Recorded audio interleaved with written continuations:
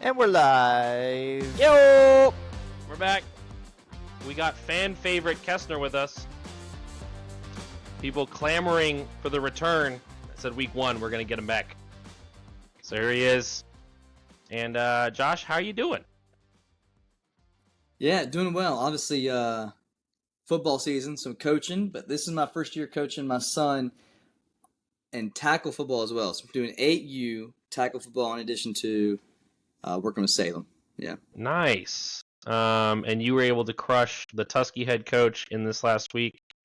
Just something you're used to, honestly. Just run of the mill, destroy Tuscarora whenever you can. And I see that you got it done again.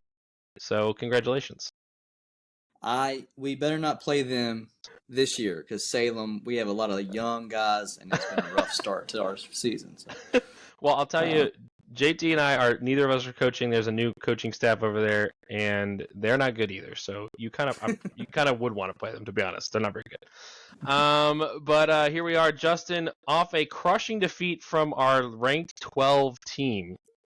How does this happen every year? I don't understand. I was a little shocked, but it's week 1. We just have no idea how these teams are going to be. I didn't think Josh's team was going to be good. I still don't think it's going to be good. I'm still not sure it's going to be good, but he got the wedding bump, so there you go, buddy. He gets married on Saturday. All of his players found out. They all pop off. You can't control it. No. Well, before we dive into rankings, let's talk the insanity that was the waiver wire this morning. Woo, baby. I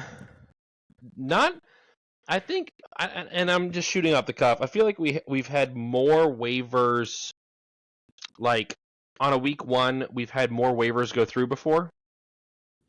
But I think this week, and you guys correct me if I'm wrong, there was no like big boom like Puka, Kyron, like there's a dude. I mean, I think there was one, but clearly the rest of the league doesn't. That could be like a week 1 start or a weekly starter for you every week. And I think that maybe kind of led to the general low spending if you weren't named exactly Luca Paro. What were some of your thoughts going into those waiver decisions? I mean, I know for me, I looked at the waiver wire and I was like, this is a trap week. Like I do generally like to spend more early on the season just because there's more opportunity for a return. But I was like, this is a trap week. I'm not going to spend a ton. And because I don't believe there's like a starter out there. Like you said, I don't think there was a starter out there. I think it's all mostly bench dudes. So that was my thought process. I agree. Like, there's definitely almost every other year. There's some that is clear that they're going to be a hit, and there's a lot of potential possibilities. For me, as far as I didn't put any bids on anything. I think because of the way our league is, the potential of the late round potential keepers, like maybe they hit and maybe it takes a few weeks. I'm like holding out hope. And like once you drop them, the potential advantage of keeping them next year is just gone. So unless it's a clear, like I can use them, I need them, I'm not going to reach for them week 1. I like it. I was surprised to see Huge only go for 4. I kind of thought someone would splash some more chips for him. The Chargers offense just looks so good. And there were a couple names that didn't even go claim that I had waivers in, but my waivers, I got guys that I wanted, so the 2 tier 3 guys didn't pan out.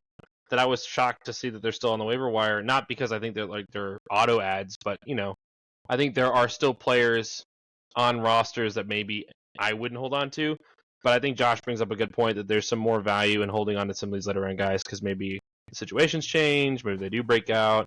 And if it's kind of like a flip of a coin either way, then I'd rather have the guy that I can definitely hold on to for next year. But I think a couple names to talk about, not just the ones that I got, but Harold Fannin. What was your all's take on the tight end situation in Cleveland? Because at least 3 managers put some solid bids up for him. Do you guys have any weight in that? Do you think that Njoku's job is in trouble, or just Fandom might be a stud, or neither? I mean, neither of you guys did, so talk to me. Well, I have Trey McBride, so that explains my lack of bidding. I liked Fannin. I think Johnson from Tennessee got a bunch of volume. I mean, from Tennessee, from New Orleans. Yeah. Let's see, Sam got him and dropped Jake Ferguson. There are multiple tight ends that I was interested in. But yeah, it's hard to know. It's hard to know. I think both of them are talented and athletic, and so they could continue to get a lot of volume.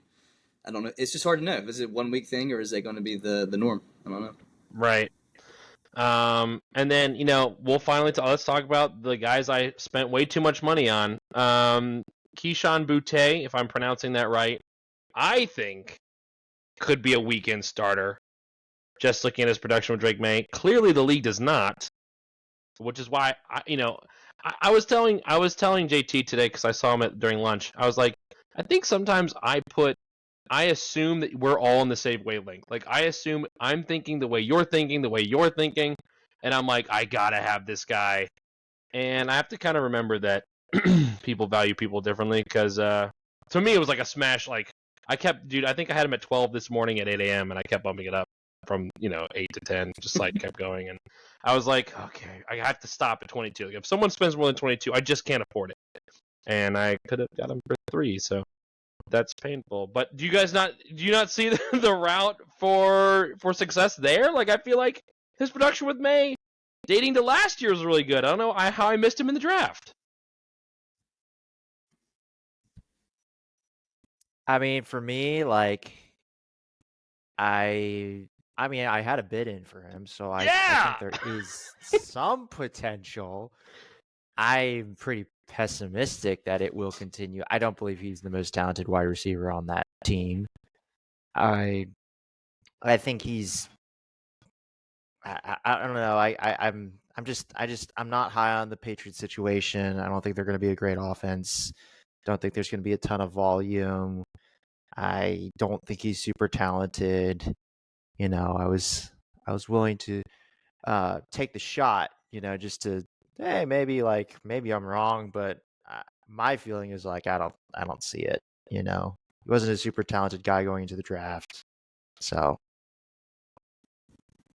Josh, it's more the same. Sorry, New England has 5 receivers that are all kind of in a similar pecking order. So I don't know. Like, I feel like week to week it could be different guys that he throws to. Well, we shall see. I probably wasted my money again, but hey, that's fantasy football. And then no one put a bid on a Penix. Like, I'll stand on the soapbox, man. First 4 games as a starter, over 1,000 yards passing. The man runs awesome. Like, he's a left-handed quarterback that plays for Atlanta, who's also black. Like, it's the second coming of Michael Vick, and or it could be. And no one is interested. Shocked. Color me shocked. I know that I wanted the super stack with Kyle Pitts, so the more the merrier. The more the merrier. I'll take some Michael Penix on the squad. A team name change might be in order. I mean, I've got my quarterback room is covered, so there's no need for another quarterback on my team. I guess Same. both of you guys. Lamar. Yeah, you have Lamar. I got to freaking deal with Lamar Jackson this week. Oh boy. Yeah, I guess you're right. I think I'm trying to have what you have, right? It's just a little jealousy. Like, I want a good, talented running quarterback, and you guys both have one. And maybe Penix can be the answer. I thought Kyler could be the answer. I think Kyler's floor is very safe, but I fear that Kyler's ceiling is not great. All right.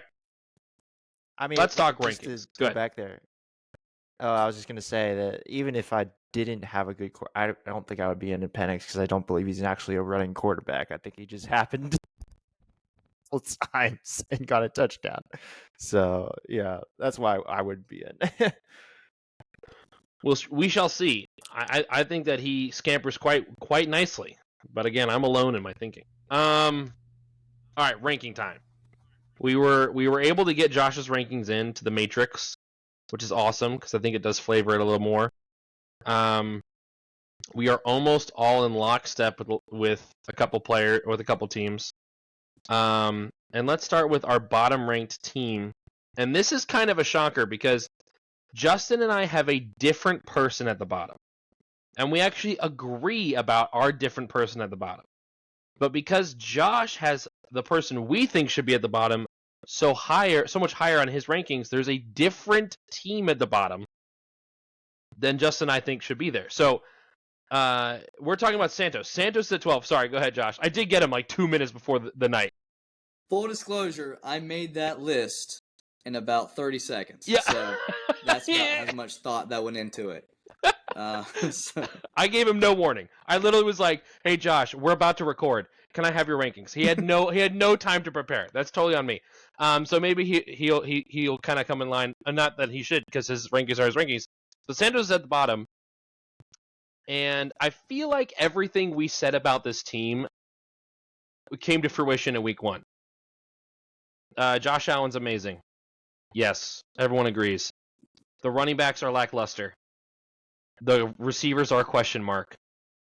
Same with the tight end. There's no depth, and here we are. Am I wrong? Like, I feel like that's exactly what we said. And unlike some other teams that have very different drastic narratives compared to how we laid it out, Santos was like beat for beat. This is our problems with it, and they're real. We lost Justin for a minute, but Josh, go ahead. Yeah, well, I mean, obviously, I'm just going to look at his roster. Josh Allen is great. I think Courtland Sutton's great. Amon-Ra will be better than what he did. Maybe not the previous high consistent, but the lines are different without Ben Johnson. But still, he'll get his targets. He's still a quality player. So Montgomery's a part of that Lions equation. Tony Pollard. Then not much depth after that. Obviously, Tyreek is a huge blow to his overall ceiling and roster. But yeah, and then some pieces. He's got 3 or 4 quality players definitely. Yeah, I think you're absolutely right with the Sutton thing. I think that the Lions-Packers game, honestly, was more the Packers being so good. Like, I agree with you. I think that the Lions' ceiling might be a little less without Johnson. But I think there were multiple times that game, and I don't know if you guys watched it, where, like, the Lions, like, over-prepared for Micah Parsons. There were several plays where they would send, like, 3 blockers to him, and then they just, like, leave A-gap, like, alone. Like, the D-tackle would stand up, and there's no one there, and he's like, oh, I guess I'm getting a TFL. Like, it was a disaster, which is, that's a Ben Johnson effect, right? Offensive coordinator having a game plan. They have a different game plan, but I do think the Packers were just so good also that it kind of limited. I do think, like you said, Amon-Ra bounces back. But I think a couple of question marks here is the usage of Jahmyr Gibbs greatly dampens David Montgomery's ceiling. And then Aaron Jones was clearly the third down back, Justin celebrating. Because Jordan Mason seems like the back to own in Minnesota. And then it's like, hopefully Quinton Judkins becomes the guy in Cleveland. We don't know. Otherwise, like, Josh Allen will not score 40 every week. He'll probably plus 30 every week. But 40 is a lot. You're not in a shootout with the Ravens every week. And even with that, Santos lost against a good team. And that's why he's here at the bottom. Justin, you jumped out for a second. Is there anything else you want to add here?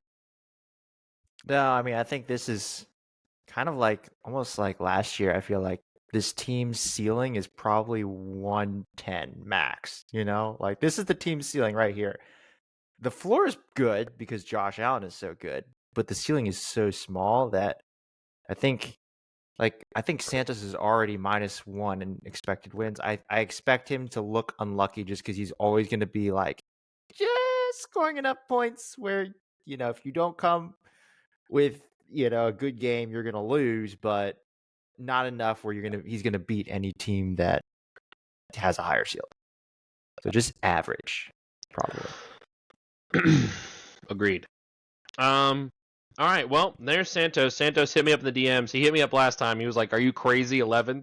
Well, you're 12th now, pal. So there you go. You wanted a change, you got one.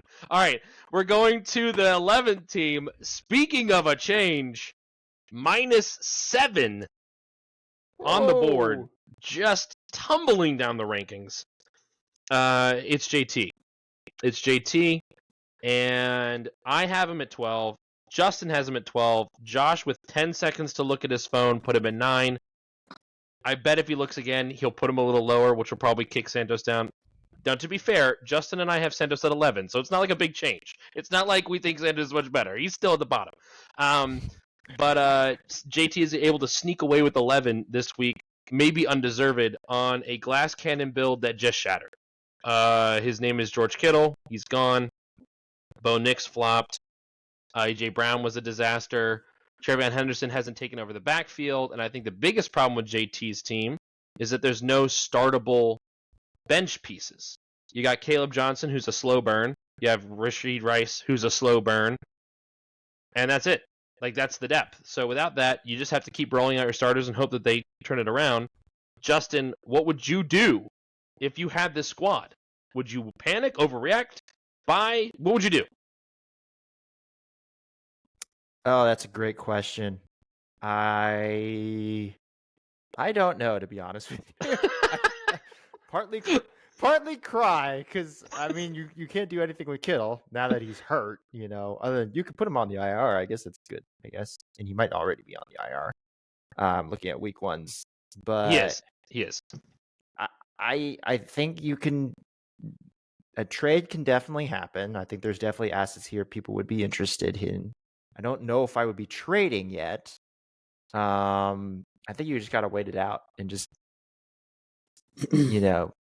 go ham on the waiver wire and then make some deals probably, because as constructed, I don't like this team, and I would definitely be moving some pieces eventually, I think. Yeah. And Josh, you're an avid trader. Would you be trading on the proposed value of Rashee Rice and Caleb Johnson, possibly at a loss, just to get some more startable assets? Or would you kind of just, I don't know. Like, how would you handle it? Yeah, I mean, he definitely is he needs to win soon. And so I see what you're saying, like the slow burn, like get some guys that can give you something more now.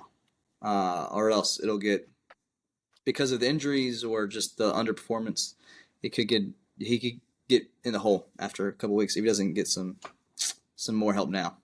Definitely. But again, I mean, gosh, the talent, Neighbors and Brown and Henderson and A-Chain, I mean, those are some big names and really talented players. And I think Bo Nix will be better than week one. So agreed. And yeah, the depth is not there, and Kittle was a big loss. So yeah, Kittle looks so good for like the 8 minutes of game that we got him, and then does something to his hamstring and he's gone. But as his week one opponent, I'm thankful he had a bad luck in week one. So. He definitely did. You cashed in greatly there because you had some unfortunate things happen to your team as well. But we're not talking about you yet because there is yet another team on the rankings before you, Kessner, but just one. There's a little teaser. It's Sam. Sam locks in at 10. We all kind of grouping him there, 9, 9, 10. And for me, Sam's team is so tied to the Bengals with that Burrow-Higgins stack. The big question mark on ETN seems to be answered. But again, the lack of depth here is kind of going to force him into making starting decisions that you can't get out of, right? Some of these teams like Sam, like Santos, like JT, really these bottom three teams, is you can't play matchups. You can't play weather games. You can't play like situationals. It's like I got my guys that I have to start. If they perform, they perform, and maybe they look good. And if they don't, I'm stuck. Which I know is a lot of teams, but because depth is hard to find. But you'll find at the top end, we'll be able to talk about a couple other squads that are a little more flexible. And that's why Sam finds himself here. Because as much as like the Tank Bigsby trade happens and ETN seems to be the lead back, I think that was more. I think this last week's production was more to do with them having a deal for Bigsby already and not having Tootin up to speed. I think they do want to go dual back there. I could be wrong, but I'm not super encouraged by that.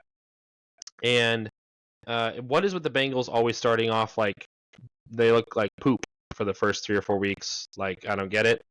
Maybe that'll turn around. And Ashton Genty was not a dominant running back, and I think that's the biggest question on the squad. Josh, you're nodding your head. You seem to be agreeing with me. I mean, Yeah, I don't know. I think it's. I mean, I like Genty and London, but I mean, he had some guys that did show up. I think Ricky Pearsall is a huge starter that should be locked in for him. And Burrow and Higgins will be a lot better. They'll be fine. Um, I like Samson. I like Scadaboo as some potential options for his RB2 in the future if ETN doesn't work out. Did either of you guys watch the Commanders Giants game? Did you guys see Scadaboo run? Yeah. I don't think I've seen someone look so good and work so hard to get negative yards. Like, he blew up. Like, I think there were multiple plays where he just nukes 2 dudes before he goes down, and then he ends with like -3. Like, it's like I was so shocked to see his final stat line because I feel like he was just running people over all day, and it's like, oh, I mean, when you're doing that 4 yards behind the line of scrimmage, I guess you don't get positive yardage, but you look good. Good job for you, Scottaboo. That was a fun game to watch if you're a Commander fan. Justin, anything else to add here? Nope. No. Moving on. Kessler, you're at 9. Tell us why you've pretty much got yourself here. You got yourself at 8. How you feeling about the squad? Talk us through it. Well, I think last week y'all had me at 8. I don't know how I was the 3rd highest scoring team, won my matchup, and you guys dropped me. I don't understand that, but okay. To be fair, 3rd highest scoring team. To be fair, and we'll hear from Justin. You have yourself at 8. I have you at 8. So there's someone you need to talk to. But talk to us about your team, what you're excited about, and then we'll hear from Justin. Yeah, obviously, and I'm aware of this. I talked about it in the post-draft pod rankings. I don't have a lot of big name receivers. I don't have a lot of high drafted receivers, but I've got 4 that I like. 2 or 3 of them are, I think, honestly going to be or already are the number 1 target on the team. I think George Pickens can be like a T. Higgins for the Cowboys. He'll get more. And I've got Lamar and Bijan who could play big any week like they did week 1. Now, I still put myself at 8. I'm aware of a lot of unknowns still there, and maybe not a whole lot of depth on the bench, but I like the depth of my 4 receivers that are not the big names. Justin, why do you have Kessner ranked so low? It's not really that big of a difference. Yeah, only 2 spots lower, but yeah, I think for me I'm just not in love with I don't like your receivers probably as much as you do. I'm not in on Adunze, not in on Myers. I mean, I think they could, like, I think what they have right now is their ceiling. And I think Ken Walker is a big concern. That's why I dropped your ranking. I think I was kind of hopeful that Ken Walker was going to get more. And it's a full-on timeshare, which is a problem. Mm-hmm. And then Dalton Kincaid getting only 4 targets in a game where the Buff Bills score 41. I don't think you have a tight end. So that's why I dropped the ranking, is that I'm just not as high on the receivers and the tight end, and then Ken Walker. I think those are the issues, and so that's why I'm a little lower. But yeah, I think the biggest problem with the receivers is, like, I agree with you, Josh, in terms of there's some names you really like, but it's going to be like you're kind of like rolling the lottery on playing the right ones, if that makes sense. Mm-hmm. It's like, hopefully you find the right guys to play, and if you do, I think you do all right. Obviously, you scored pretty well. You were the 3rd highest scoring this week, but it's going to be a little more challenging. But you're up to the task, man. If anyone is, it's you. All right, Kessner's at 9, and Ken is at 8. And this is interesting, and I want to hear from both of you, because I have him at 10. Kessner, you have him at 11. I know speed rankings, but you have him 11. And Justin, you have him at 4, which is a wild difference. So I want to hear why you like him, Justin, and then I want to hear Josh, why maybe you're not so hot on it.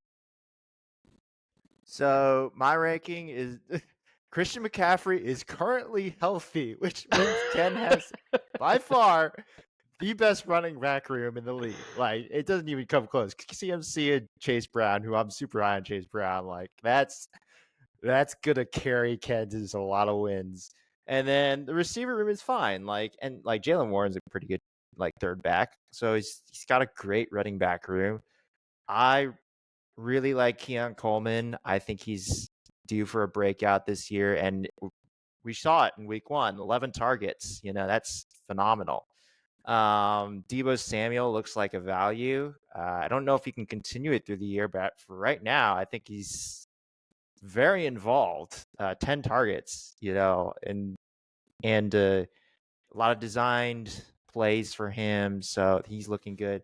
I think Devontae Smith is going to be better because I do think the Eagles are going to be throwing more this year. Even though they didn't throw a ton in week 1, I do think they're going to be throwing more. So, yeah, and Laporta, 9 targets, looked better than I thought. So, I like Ken's team, and as long as CMC stays healthy, I'm going to have him high because that running back room is just disgustingly good. So, yeah. All right, counterpoint. Kessner, go. Yeah, McCaffrey and Chase Brown are awesome, and that's the heart of his team. Again, Commanders fan, I like Terry. He'll be okay. I think they like to spread it around to different guys.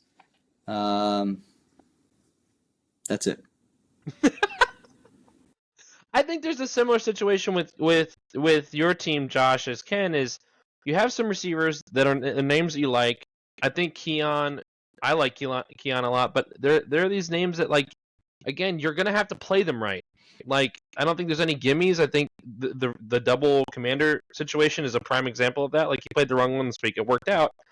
And maybe that was because Terry was a holdout, so maybe he wasn't as involved. He was more of a decoy out there.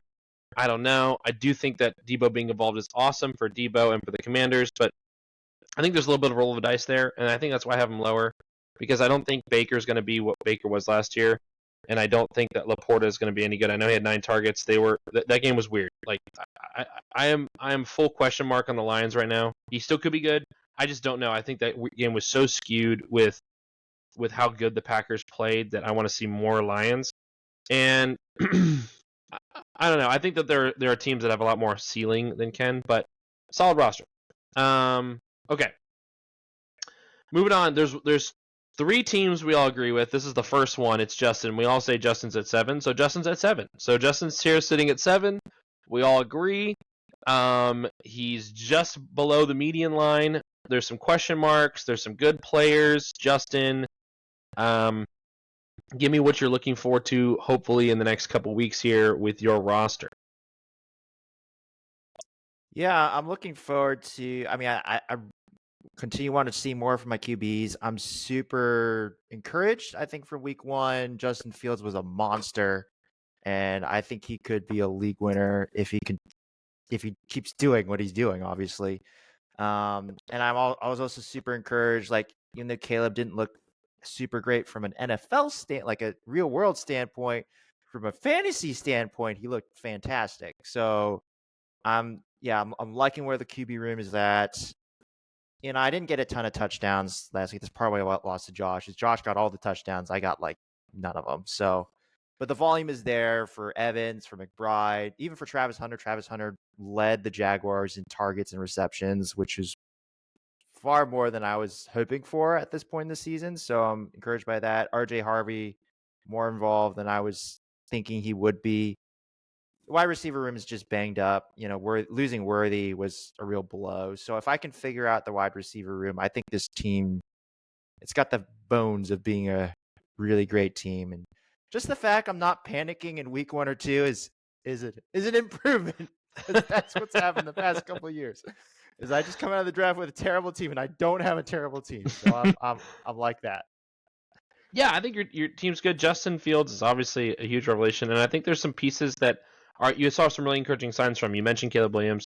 Jordan Mason, I think, is a huge boon if that backfield stays the way it was on Monday, because I think he's going to be the goal line guy. I think he's going to be the 1-2 guy. If that offense can stabilize and JJ can build on that performance, he should have a lot of scoring opportunity. And it's a huge get. It's a flex play. That's an RB2 if you need it. I know the Will Shipley injury was kind of painful because the start of that game, we were watching it together, and it looked really good for a Saquon owner. He was getting work. He was keeping Saquon off the field, but he looked like the clear-cut guy. Then he got hurt, so that was a little frustrating. But I don't think the team takes a hit from his injury. I think it's just more of a frustration other than, like, we're in trouble. But yeah, I think your team's good. I think that there's room to improve. I don't think it's the most high-power squad, but I definitely think there are a lot of teams that are in a worse situation. So I think 7. We all agree 7 is where you belong for now. You might climb here in the next week or two. Who are you playing this week? I play Sam. Should be a good game. Sam, watch out. All right. Let's talk about that. Was one we're in lockstep. This next one we're not. It's Josh. Josh climbs 6 spots from 12 to 6. Justin and I have him right here in the middling in the 5-6 area. Kestner, you've got him at 3. And is this just a week 1 performance buff? Talk to me about it. Well, it's definitely like you got to give some credit to the guy for having the highest score. But obviously Justin Herbert was great. I like his starting running backs. But Puka might be the number 1 receiver in fantasy. Igbuka is going to have a lot of volume. He's amazing, and if he keeps it up, Pittman might be a good option for him. I know there's not much depth, but a lot of it was the ceiling was raised as far as we knew Puka was great, but him and Igbuka I like a lot, and honestly just knocked him up a little bit for being the highest scorer in week 1. Yeah, I mean, to be fair, I agree with you. He deserves a bump. He was at the bottom, so I've raised him. Me and Justin both gave him a huge bump. This is raising 6 spots is no slouch move. I think you hit. I think you hit everything I'm excited about. Just maybe I'm not as spot 3 as excited. I think Pittman was a huge get if the Colts can stay relevant. The Dolphins look so bad. I don't know how much of that I can trust. But hopefully, Daniel Jones keeps it going. JT and Pittman being on the same team, I think, does limit your ceiling a little bit. When you're not playing a super crapper like the Dolphins.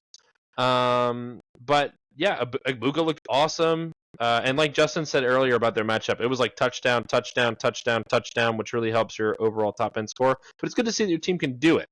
There are some teams. Justin has like Trey McBride, for example. Last year I had Trey McBride, and I just felt like he would never get in the end zone. Like the overlying production was there, but just couldn't cross the line. And so I think it's encouraging to see that Josh's team can, and the all upside plays that he mentioned in the last pod are coming to fruition. So keep it up, Josh. Enjoy your honeymoon. Don't look at your fantasy app for a couple weeks. Don't worry about it. Just focus on your new marriage. Don't need to make any movements or adjustments or anything like that. All right. Justin, anything more to add? Nope. No? Okay. Speaking of a solid riser, I think in my personal opinion as the manager, it's Jacobs here at 5. We all kind of have him at the same spot. 4. Josh, you've got him at 5. Justin, you got him at 6. And this squad is just good. Am I wrong? Like, it's a good team. There's depth pieces. The starters look good. I guess Pacheco. We talked about that last week in terms of being maybe a solid RB3. The Chiefs running back room is a disaster, but he's got Keenan Allen. He can throw right in the slot, who I think is going to be probably a weekly play. This team's got the bones. Justin, talk to me about it. Yeah, I think this is one of Jacob's best teams he's had in a while. I think this is a good, solid team. Patrick Mahomes breaking 20 points for the first time in a long time, it feels like, that's something, I mean, we've been down on Mahomes for a long time. He hasn't played like a QB1 in a long time, and here we are, QB1 performance. So that's big. I think his running back room is fantastic. Derrick Henry is going to be great. Josh Jacobs, the way the Packers are looking, I think he's going to be great. The wide receivers are solid. The bench isn't amazing. I think it's it's not a great bench, and that's why I don't have him higher. So I think it's just overall just good, solid team, and I think it's something that you can really build upon to go farther. Kessner, who are you trying actively right at this moment trying to poach from the squad? Because I know you're bombarding him with trade requests. So who are you trying to steal from our ranked 12 manager? Tell me right now so I can get on that train because I want some too. I don't think there's anyone that I would want that he would be interested in talking about. Yeah. Does that make sense? Yeah. I feel that. There's 4 players I'd be interested in. I don't think he would. I don't think he's letting go of either running back. I would hope not. But hey, crazier things have happened. Justin or Jacob, don't do it. Okay, moving on. It's me at 4. I'm higher on myself, obviously, than you guys are for obvious reasons. I really like my team. No one else does. I'll get proven wrong in a couple weeks, but until that, I can ride my pre-draft rankings. Okay. Where does Justin have you ranked? He's got me at 5, and you have me at 6. So still top half. Mm-hmm. I got myself a 3, which is probably too high. But I can't.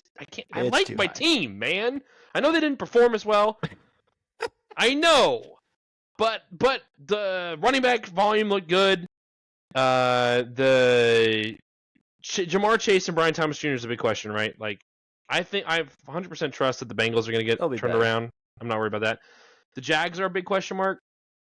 But I do think that that game was weird with the lightning delay and like they're still adjusting to Liam Cohen's offense. So I'm not concerned, but I get it why other people are.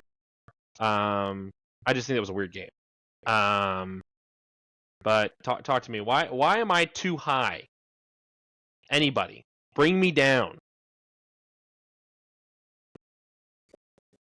Go ahead, Kessler. You go first.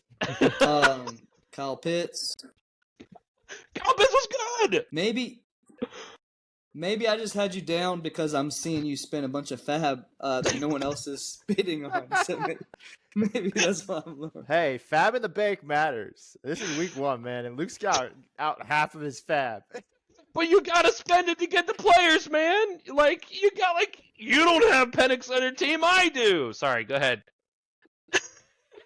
Again, I got you at 6. Your team is great. I love Chase and Thomas. You've got a couple options that are great for your flex. Kyron and Cook are really good. I don't know. Part of it, again, I do factor it. You lost. I put you at 6, but you lost week 1. So I did. No, you're not wrong. Justin, add to the pile. I'll bump myself down. Yeah, I mean, I think part of why I moved you down is I don't like your bench. I don't like that you're out half your fab. I don't like. I'm legitimately very worried about the Detroit. I have Jameson Williams in my work league. I'm worried about Jameson Williams because I think the Detroit Lions I think they got issues. I don't chalk it. I do think the Packers are very good, yes, but I also think the Detroit Lions show that they've got issues. So like outside of like DK Metcalf, Jameson Williams, I don't see like anything else in your roster that I'm remotely interested in. So the starting lineup is good, and that's why you're top half, but yeah. And I do think your quarterback room is going to be a revolving door because I don't think Kyler Murray is it, and I don't think Michael Penix is it, and I think you're just going to be streaming quarterbacks eventually. So I will say right now, James Cook questionable because of a hamstring. Let me know if you're. They're just limiting their reps. I'm not gonna overspend for Ray Davis. We gotta talk offline, Kessler. I can't put this online. Okay, we gotta talk offline. We can't be doing this right here. All right, we can't. I can't have people seeing you just take me out to dinner. We can't have it. Okay. No, he's fine. Cook is fine. I'm not worried about that. Yeah. At all. Hamstrings are never a problem for running backs. Well, it's they're just making something up to keep them off the practice field. That's how I like to live in my delusional land. Yeah, that would be bad. If one of the running backs were injured, why can't it be Kyron? I already have his handcuff. Okay, enough about me. Let's go to our number 3 team, the team that beat me. It's Ben. Javonte Williams Assance. Is it real or is it not? Anybody? Open-ended. I think it's real. Justin thinks it's real. Miles Sanders ain't saving the day, and as much as I do like Jaden Blue, I think it's going to take a while for Jaden Blue to come around. So it's Javonte. But do you think? I mean, yeah, he's got the bell cow role. I thought they were going to. Do you think that's valuable, Kester? Do you think Javonte is going to fall into the end zone 2 times a game? I don't think he needs to. It's an RB3, you know. Right. That's what I was going to say. I think he is perfectly good to be your third running back on your team. I think that my biggest question marks for Ben is the tight end position. Kelsey, in a game where they had to throw a ton down the back end, Hollywood Brown got 16 targets and Kelsey got like 4. So it's a big question mark. And DJ Moore / the Bears is like very troubling. I didn't know. I honestly didn't look at your bench, Justin, so I don't know what Caleb Williams' Final Fantasy stat line. Just watching that game, it was so painful to watch DJ Moore just get underthrown and overthrown and led into it. You know, someone murdering him coming down this like on a safety. Like it was like I'm scared there. And the receiver depth, Caleb I guess Williams for me isn't 24. Sorry, Williams at 24, so that's good. But yeah, Moore's production was concerning, and then I do think, like my confidence level in Kevin O'Connell to get the most out of JJ McCarthy is still there. I think we saw the back half of the game. I think that might take a couple more weeks to develop because Justin Jefferson was a stinky until that touchdown, and he still didn't finish great. So, are we going to see more of that? I don't know. So there's a lot of question marks in terms of the starting roster, but a lot of players I like a lot. Like Omarion Hampton, I thought the usage was phenomenal. I think it's totally his backfield. I think that like we saw Najee Harris get dropped to the waiver wire today, rightfully so. I don't think that there's even a question there, which is great for Ben. And Jalen Hurts is a baller, so you know, team's good and deservedly at 3. All right, we all agree on the top 2. I think maybe we all agree on number 1, number 2 because they played each other, and number 1 beat number 2. But right now, Kestner, if you could swap rosters with either team, who would you swap to? With Mark or with Guy? Well, this is why I asked the question. Yeah. I think they're right, like they are right there. Oh, there's no question for me. It's yeah. Really? Okay, all right. I want to hear Kester first. Oh, I think these are definitely the top 2. Well, if I'm looking at the roster, man, I like Guy's roster a lot. Because of the unknowns, maybe with Purdy. There's 4 players. I love CD, Nico, Brock, and Ladd, but I feel like Guy has more. I like Jaden Gibbs, Bucky, JSN is getting loaded with targets. Garrett, Tyler, Tet. I would take Guy's roster. Justin, I'm assuming you're the same. Oh, absolutely. It's no question. It's Guy's roster. His deeper. His players performed. They look great. And then Mark's week 1 just gave me a bunch of question marks. Purdy's going to miss weeks. Mark's got a QB problem this week because I don't think he picked up a QB. Yeah. Nico Collins, that Houston offense is a problem. That's a problem. Brock Bowers is kind of injured. Probably will be fine. And then there is nothing on the bench. So. Right. Well, there's Ravens on the bench. You aren't excited about the backup Raven players? Keaton Mitchell wasn't even active on Sunday night. Likely wasn't active either. Yeah. Yeah, I think the depth really sets the 2 teams. I do like their starting lineups back to back. They're like, I think the fact that Mark had all those question marks and he was still top half scoring, still put over 100. Am I wrong? I don't have it in front of me, but Like he still had a 96. Sorry, 97. Okay, so he was close. Like I think that CD has better weeks. I think that Nico definitely gets a pop. But I do think that we have him at 2, guys at 1, and I think that's correct. I think the biggest storyline for Mark's squad, and I'm just talking about him more first because he's at 2, is the Breece Hall situation. There was a lot of concern that was going to be a split backfield, and I think Breece Hall said, no, this is my backfield, and against a very talented Steelers front 7, carved us up. Like, it was painful to watch. And Breece Hall looked like 2022 or 2023 Breece Hall. He was just electric.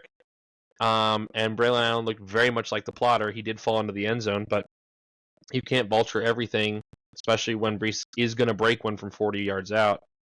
And I think that's a big boon for Mark's team, who I felt like took him, he was the running back that fell to him and was like, okay, I guess I'm going to slot Breece in as my RB2 because he drafted Kamara first. So I obviously liked him more, and that's going to work out. And then Bauer's injury is somewhat concerning. I think he's going to play. I think he was just as good as he was last year. He was so fun to watch. But the pretty question, I think, is a question mark even when he's healthy. Like his production is not top end, and I think there's going to be a quarterback question even if Purdy comes back sooner rather than later. But that's Mark. Guy's team is just dumb. This is one of the most loaded rosters after week 1 I think we've ever seen. I don't know about that, but it's good. after week one, like we've seen more loaded rosters after some movement, after some trading, after some waiver wire pickups, but like this team was drafted and it's really strong. Like Bill looks like he's going to be the guy. Like he looks so good. I think Eckler's going to get a little run here and there, but Bill's going to take over more of that backfield. Like you said, Kessner, JSN is so electric. He's being force-fed targets. Jaden Daniels is a top 3 quarterback. Top 3, top 4, I guess, if you want to, the Hurts kind of question, is he above Jaden? I don't know. It doesn't matter. They're all right there. And Tyler Warren, I think, is unlike Pittman, where I think matchup is going to be dependent to see if he booms. I think Warren is such a safe, good play because he's the chain mover. He's going to be targeted. He's going to be part of the game plan, whether they're in a positive situation or not. And yeah, Guy, this could be it. This could be the year where we see Guy perform past week 6, which is crazy. Any more thoughts on Guy? Like, I can't talk more highly enough. Yeah, when you've got good keepers, Daniels in the 6th and Bucky in the 8th, you're able to load up well. He drafted Tyler Warren in the 5th round. But he could, right? He took Ted in the 3rd. Yeah. Yeah. Because of those keepers. Yeah. Justin. It's a good team. Do you have I have Justin? nothing else to add. Oh, I think it's a phenomenal team. I think obviously Warren. Yeah. I think obviously Warren looking as good as he is, that's a huge piece of the puzzle to make this team amazing.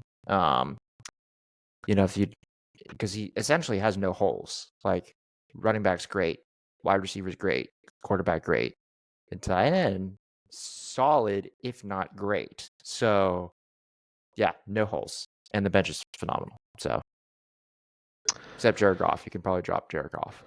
Yeah, and Rodriguez. Probably. Yeah, Chris Rodriguez was inactive. Probably could drop him. Absolutely. All right. Well, there you go. There's our rankings. Santos at 12, JT at 11, Sam at 10, Kessner at 9, Ken at 8, Justin at 7, Josh Kobayashi at 6, Jacob at 5, myself at 4, Ben 3, Mark 2, Guy number 1. Josh, as always, it's a pleasure having you on. Any closing thoughts before we get out of here? Yeah, thanks for the invite, guys. Absolutely. Anytime. Matchup of the week? Anytime. Question Justin, mark? anything else? Let's look. Week 2. Uh-oh. I might have bugged out. Or did we lose Luke? I might have lost him. I mean, Luke would probably say him and me. Let's see. Get us out of here. Yeah, that's a good one. I like that. Let's Guy see. and Jacobs. Because Jacobs. We'll see if Jacobs real or not here. Mm-hmm.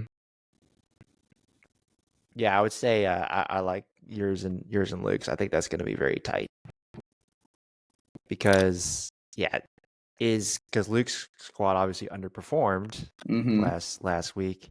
Mine may have overperformed. Yeah, yours may have overperformed. So I think if it's kind of both ways, I think it could be very tight.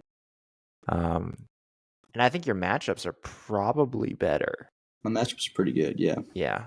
So that's definitely helpful.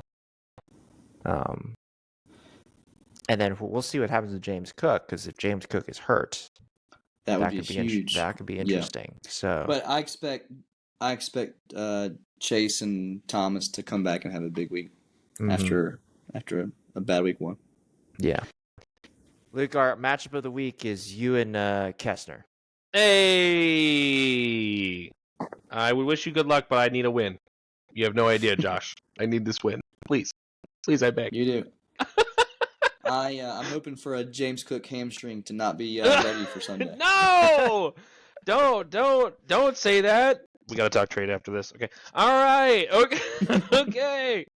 Get us out of here. See you all later. All right. Bye. Peace.